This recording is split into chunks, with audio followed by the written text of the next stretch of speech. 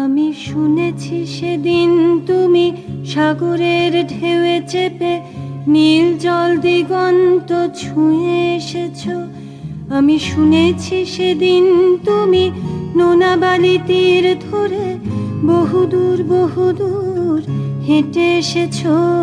আমি কখনো যাইনি জলে, কখনো ভাসিনি নীলে, কখনো রাখিনি চোখ ডানা মেলা গাংচিলে। আবার যেদিন তুমি সমুদ্র স্নানে যাবে, আমাকেও সাথে নিও, নেবে তো আমায়, বলো নেবে তো আমায়।